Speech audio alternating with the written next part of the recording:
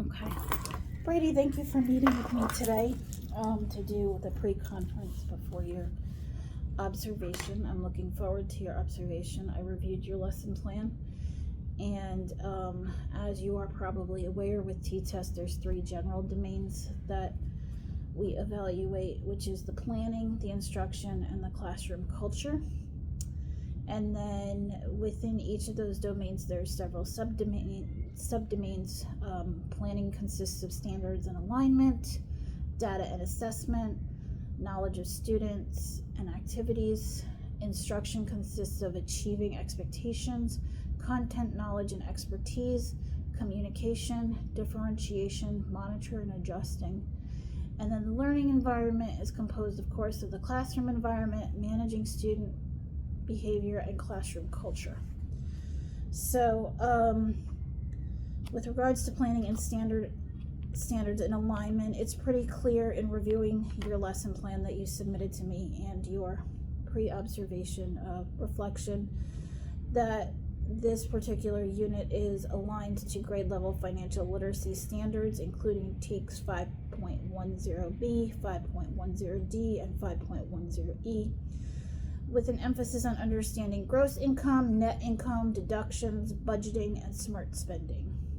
It's pretty clear that you expect students to have an understanding of income, bills, taxes, spendings, deposits, and special programs based on your reflections.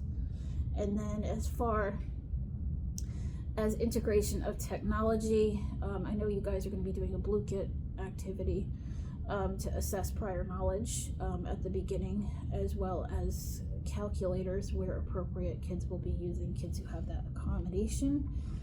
And then as far as how you decide to segment the lesson, it looks like the instruction intentionally connects financial concepts to students' lived experiences, because you'll be talking about allowance, job income, and expenses, and the prerequisite skills that you identified that they need to have in order to do this include understanding numbers through the thousands place and the hundreds place.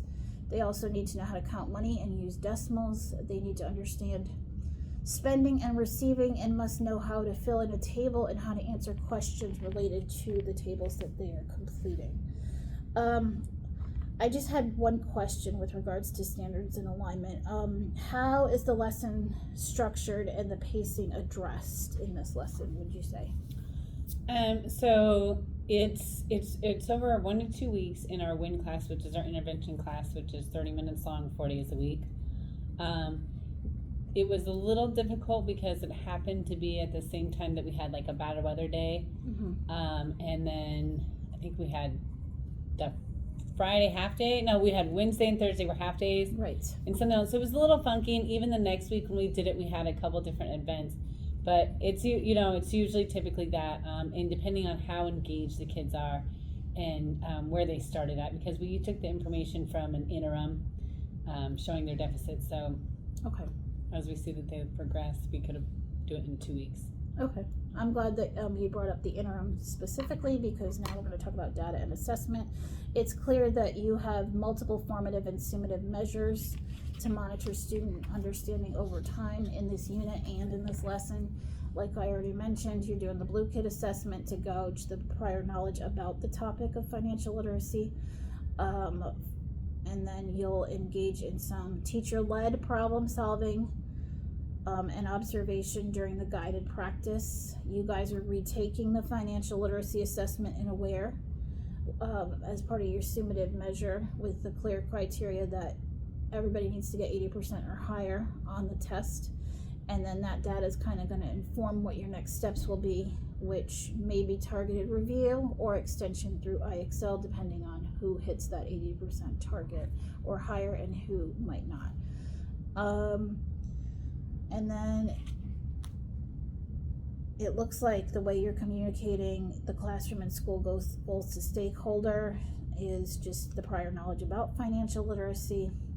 Informal techniques that you have noted that you'll be using to collect evidence of student knowledge and skills will be that teacher-led problem solving piece and observation during the practice. And then the assessment data, as I already said, is going to help you decide what the next steps will be. So the only question that I guess wasn't really answered for me in your pre-observation reflection is, how will the data provided to students, like their data, how they did, how will that help them identify their own learning needs and track their progress? Well, I do. So with the kids that didn't do as well, I went over and I reviewed the questions and answer choices with them. And for the kids that did do well, and then we added some of the tough questions that a majority of the kids missed. We added that to some like recursive review, some in our about to start small groups, 4-star. Perfect. Thank you for clarifying. All right, and then knowledge of students. It's clear that you engaged in a lot of planning here. You have a clear understanding of the students' varied learning needs, including the students with disabilities related to math problem solving and calculation, which is probably part of the reason why you as a special ed teacher have this particular intervention group. And you also have some emergent bilingual learners in this group. It looks like you've got some good instructional strategies that you are incorporating, such as the use of calculators, some strategy instruction, anchor charts, visual models, and there is explicit vocabulary instruction that goes with this unit because, again, it's about financial literacy, which these kids might not have had that much exposure to in other units of math at this point. It looks like they are intentionally incorporated to ensure access to content and promote student success. I guess my only question here is, when the students are struggling, how do you determine the cause and address their needs? So for some of the kids, it was like the vocabulary, and so we just like reviewed it and readdressed it. And like you said, the anchor chart kind of helped them because it had like the visual of the basketball, so it showed them like the gross up here and that it's gross because you never get to see it, and it goes to the net, and that's where you get the net income. Okay.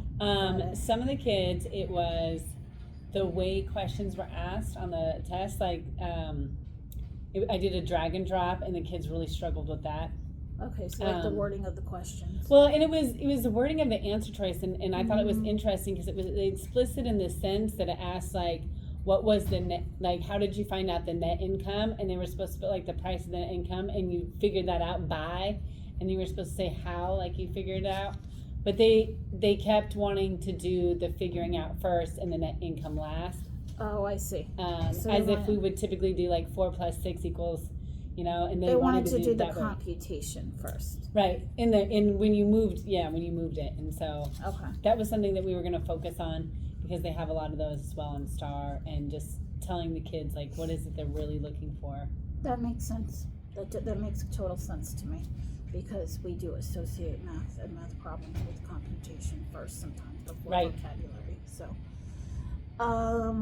with regards to activities, it looks like the way this lesson is set up, there's guided practice using word problems. There is instruction that includes an engaging opening question to activate the prior knowledge just about spending and saving, explicit instruction on gross and net income, guided practice using the word problems, as I already said, solving strategies and hands-on application through charts, written problems, and discussions. The activities are sequenced to move from modeling to guided practice, so there is that gradual release of responsibility and independent application with flexibility to adjust based on how the students are doing. The planned activities are purposeful, structured, and varied to support mastery of financial literacy concepts. And as far as the grouping is concerned, because this is a WIN group, that's pretty self-explanatory. So we don't need to necessarily talk about that so much. What opportunities do you provide students to set individual goals and hold each other accountable for meeting those goals? That is probably something that I need to grow on in particular. And it is great because I do group the kids in WIN and I change the groups. Sometimes I do it based on ability, and sometimes I choose a variety of kids. And so with my higher functioning kids, it's a little easier for them. On the Blicket game, Mhm. it was easier because they could play the Blicket game and they really love it. And I told them they had to put in their names, and then they'd play it again at the end, so they would get to see like their progression there. Okay. But it is probably a part that I need to grow on is having them be able to visualize how much higher they want to get in their own goals. Okay. And that's something that I can probably help you with and maybe give you some feedback on how to do. Okay. As a result of engaging in the observation. Achieving expectations. Students will be engaged in grade level and foundational skill practice aligned to both ELAR and math. That's another reason why I like this, because like we said, even though it's math, it's language heavy, and they do have to use their reading knowledge and reading skills. The task is clearly appropriate for students in structural levels through the TEKS that it's aligned to. The question I was going to ask you, it might be a bit redundant, but how will the students take initiative in their own? Sorry, because I highlighted these, they're hard to see. I wasn't planning on printing this out, but I had to because my computer was damaged today. How will students take initiative for their own learning and self-monitor their progress? I don't, there's probably not much more to say. I think you kind of already answered it, but. Yeah, I mean, they were excited too. This is a good lesson because financial literacy is taught so briefly, but it's so important in our life. And so a lot of the kids asked me a lot of questions, especially since this is like my second time doing it. Second time this year, kind of, I teach two different WIN groups, but my second year teaching a lesson similar. And so the kids can get really into it, and then they'll ask me questions that I don't even sometimes have the answer of. And like go home and ask their parents or research more and be like, oh, I found this out. So that was I guess some of it they were able to take home and find out on their own. Okay. And talk to their parents about it. Okay. Were there any student misunderstandings in your teaching of this unit that you kind of anticipated ahead of time so far, or?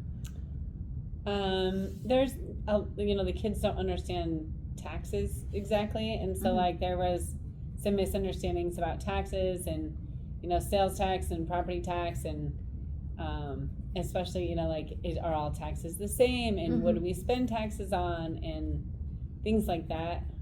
So that's understandable. As an adult, I struggle with with tax knowledge myself. I won't even lie. I probably wouldn't have known some of the answers. Like if they would have asked me if all sales tax was the same, I might have said no, except for I grew up in Washington State, and in Oregon they don't do sales tax.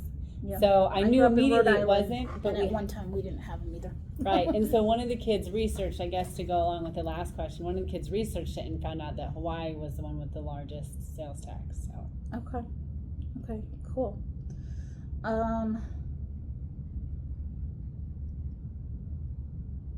With regards to communication, I know that some of this will probably happen organically. It's not necessarily written in the lesson plan, just from having seen you teach before. You do consistently use questioning, modeling, and think alouds to guide student thinking. And I know you will need to reinforce some academic vocabulary here throughout that the kids are not necessarily familiar with, such as the taxes and the different types of taxes. How do you communicate your expectations to students? Expectations as in what I expect them to achieve on it, or just expectations as in classroom management? More in terms in this section of what you expect them to achieve academically, so related to the content. Okay, I had what are those things called, specific to financial literacy, like an I can statement. Okay. That kind of addressed what I wanted them to be able to do. Okay. And then I guess in particular, not a ton after that.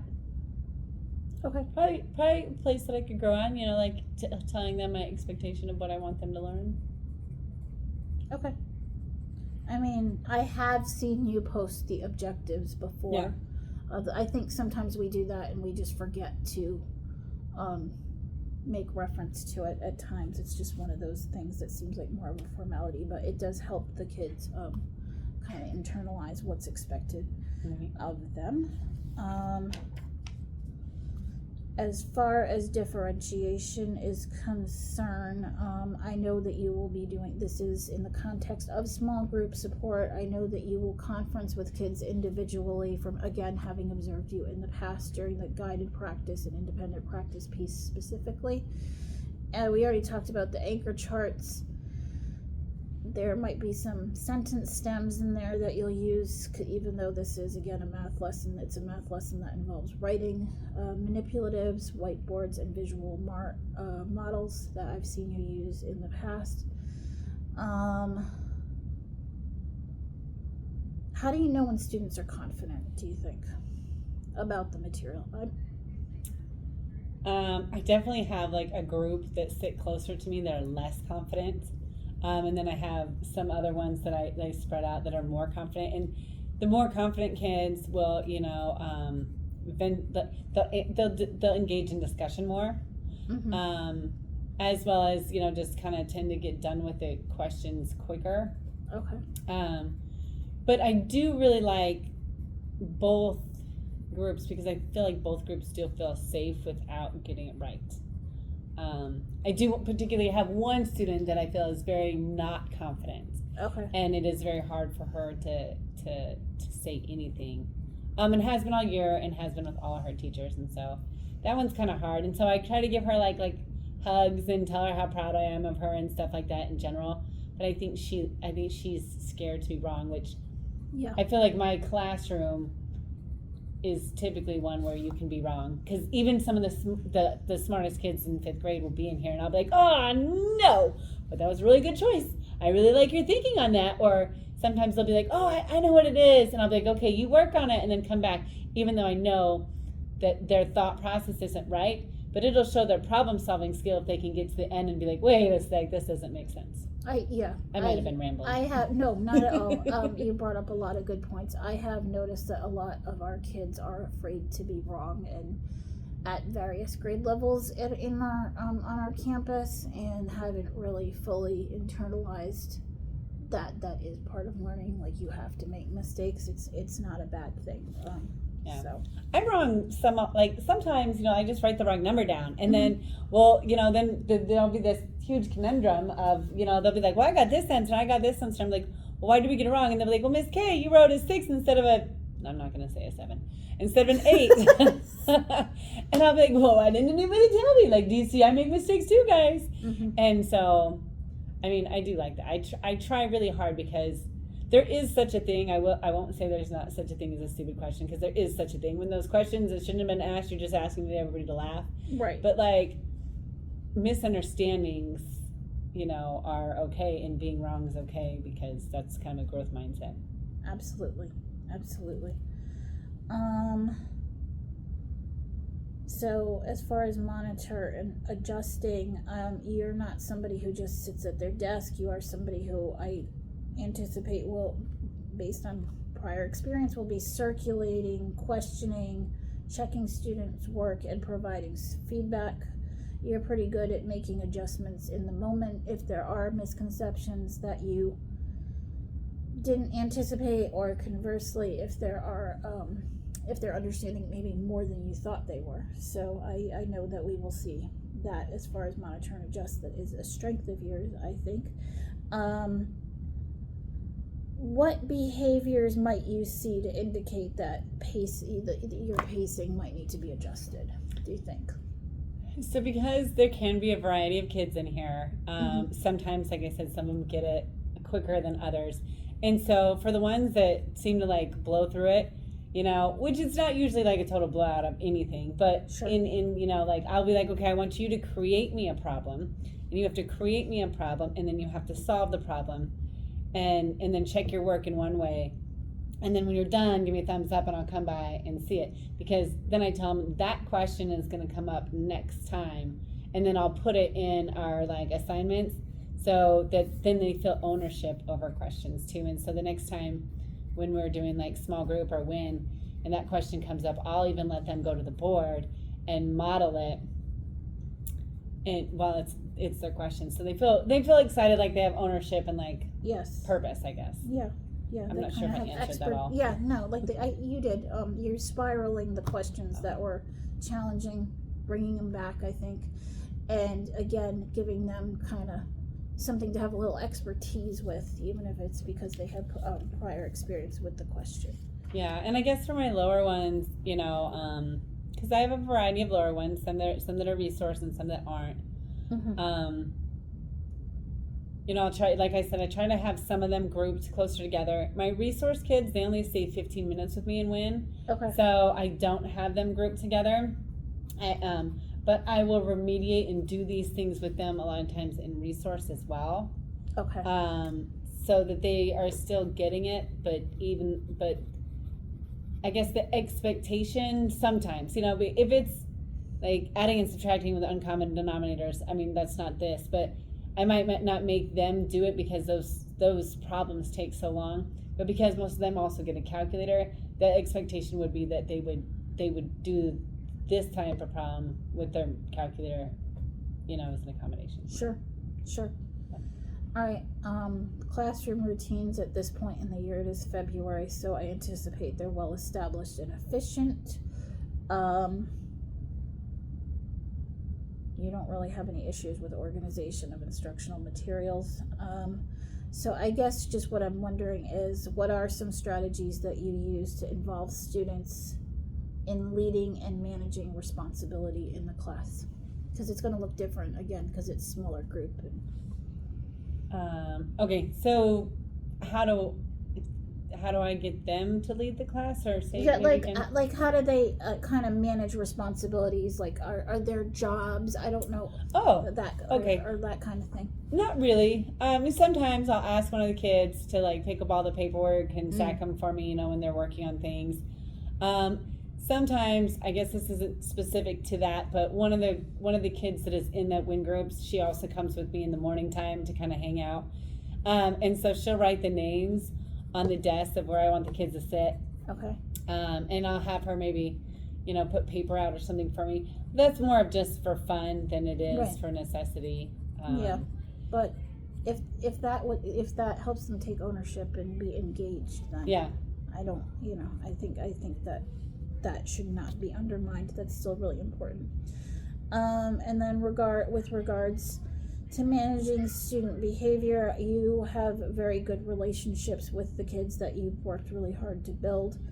And some of these kids I know that you have worked with multiple years, so that has just kind of increased the relationship. You do use positive reinforcement, encouragement, and you're pretty clear in your expectations. Sometimes maybe implicitly rather than explicitly. How do you plan to address I don't think you have too many inappropriate behaviors, but should there be inappropriate behaviors at times, how might you address it? I mean, like you said, you kind of gave an example, like if somebody asks a ridiculous question to kind of entertain everybody. I do have a behavior kid, and then I have a couple other kids that are just a little squirrely. For the most part, like if I have to, I don't want to say snippy, but I'll be like, stop. Like, you need to think about what you're saying, or you need to calm down, or something like this. I am really big about not getting in a power struggle, and I try not to embarrass them, but I will like just immediately try to shut it down. And rarely do I have problems, because I also, you know, like I try to be really engaged. I try to give everybody a chance. I try to make the kids raise their hand, because sometimes if you get them all to blurt out, well then the other one, you know, there will be one, and it's always, you know, your behavior kid or something. Unfortunately, it seems to feel like that they didn't get to answer fast enough, or this or this, that. Okay. Sometimes. So employing wait time helps diffuse some of that. Yeah, and then, you know, I have like a couple kids, like one kid that in particular, like I know he struggles in Gen Ed, getting in trouble with behavior. I just find him super amazing. But I was able to like make a couple connections with him. One, he asked me, and he's probably one of the smartest kids in 5th grade, but he's like, can we do a read aloud? And so on Thursdays, I'll finish whatever we were doing for like 10 minutes, 15 minutes, and then I'll give them a snack and they all sit on the carpet and I read them a book. And so they wait all week for that, even though it's math and, and so just that excitement and just that, sometimes if you just give in to a little bit what interests them, they'll just do anything for you. Correct. And so even if, if I have to be like, I need you to be good today, which I need to be good every day, but if I have to appeal to him or one of the other kids that can be a little squirrelier, and then I try to praise them. Like when they do things, like I sent his mom a specific email a couple months ago because he was really good with one of my kids that struggles with reading. And he helped him read his story in front of the whole class and to have so much patience and love. And so like I sent his parents an email telling them like how proud and stuff I was of him. Mm-hmm. And so his mom didn't respond back to him. I'm sure she got it. And like he didn't say a whole bunch except that I asked him if his mom got it and he says yes. And he said, thank you. But when you love them a little bit like celebrate right, then they come back and I can expect, and I do sometimes, like when kids are afraid of getting teased or something, he's the kid that's super likable and super popular and this and this and that, and I'll be like, hey, I need you to do this for me. Like, I know it's not the cool kid thing to do, but I need you to do this for me and I need you to be on my side, and he will absolutely do it. And so I haven't heard of any of those kinds of things going on, but good. That's good. That's very positive. All right, and then with regards to classroom culture, which is the last subdomain, you kind of already touched on, I'm sure that you have a very positive culture because, again, of the relationship building, the incentivizing of things, speaking with kids privately rather than getting into power struggles, celebrating those kinds of things. That fosters a supportive environment.